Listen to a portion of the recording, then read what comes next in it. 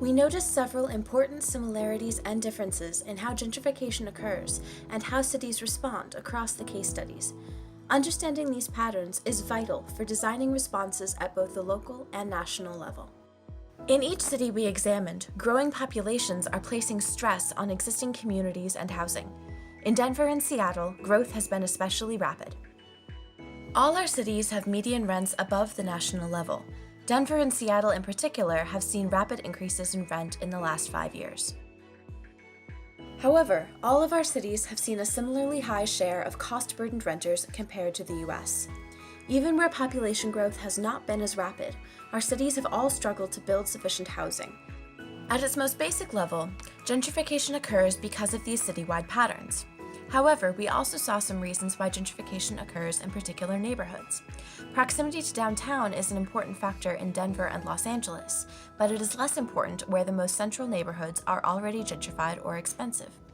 Gentrification occurs in neighborhoods which have faced past disinvestment from both the city government and the private sector. In these areas, prices are low and more attractive to new residents. More importantly, longtime residents in these communities lack the social, political, or financial power that other neighborhoods might have to control how change occurs or respond to price increases.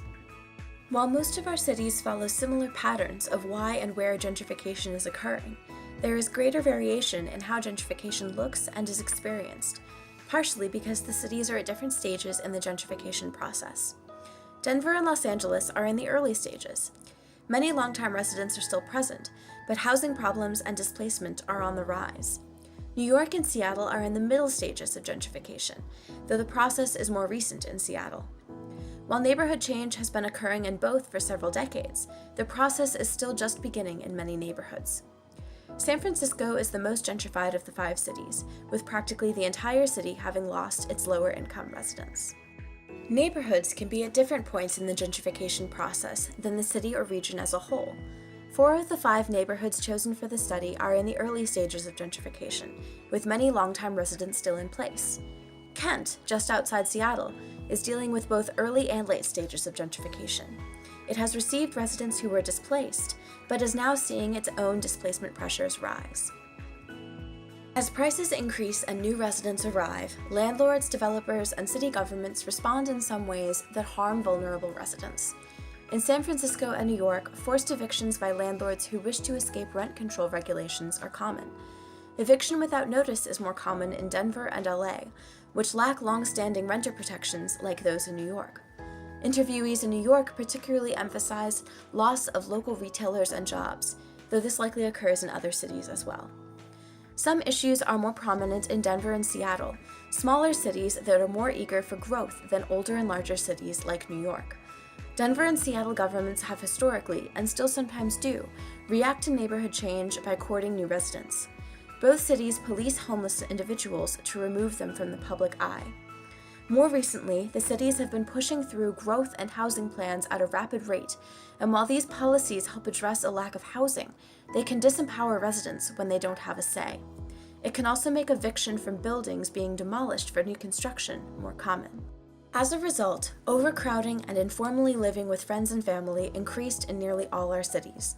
Informal arrangements are considered a type of homelessness by the McKinney-Vento Homeless Education Assistance Act. Informal construction particularly increased in LA. In Seattle, San Francisco, and Denver, vulnerable populations are more likely to be displaced to suburbs because of gentrification.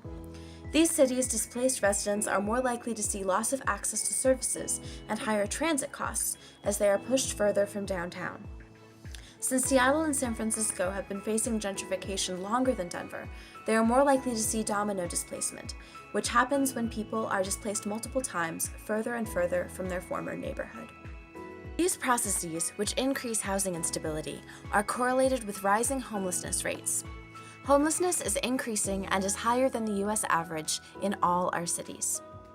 Cities have tried a variety of policies to address problems of housing insecurity, spatial displacement, and political disenfranchisement.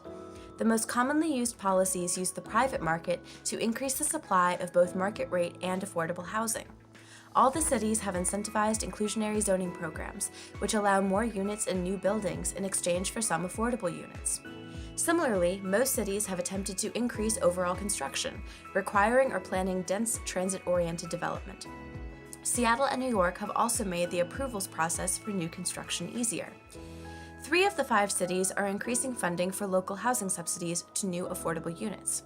Accessory dwelling units have recently been approved in Denver, Los Angeles, and San Francisco to house growing homeless populations. Increasingly, the cities have introduced measures that go beyond increasing housing to empowering vulnerable residents and protecting their rights. Los Angeles decriminalized informal housing and informal economic activity, but it's too early to judge whether this empowers communities. New York has long-standing and successful tenant protections and right to shelter policies, but only Denver has made recent attempts to emulate them. Rent controls and stabilization are popular in New York and San Francisco, but these policies have come under increasing threat since the 1980s. All have made recent attempts to plan for vulnerable residents or to include them in the planning process, but because of past experiences, many communities are skeptical of whether these efforts will help them. There were also policy limitation trends across the case studies. First, cities are limited in their responses to gentrification by state and national policy. In every case study city, there was not enough federal funding to meet demand for affordable housing units. New York and Seattle are limited by state laws that require approval of new taxes. California state law prevents new rent controls and creates a long approvals process that makes development difficult and expensive. Denver faces nearly all these limitations, plus a state law against mandatory inclusionary zoning. Another important similarity between cities is a lack of willingness or ability to take on housing and gentrification as regional problems. Even Washington State's Growth Management Act cannot require cities to build affordable housing. Suburbs also usually have fewer financial and human resources to take on housing problems. Some limitations could be addressed by city governments. New York and San Francisco have a variety of local subsidy programs, but the requirements are not aligned, making them difficult for developers to use. Seattle spends more general funding on transitional housing for the homeless than on permanent housing. Both these policies limit the permanently affordable units that are built.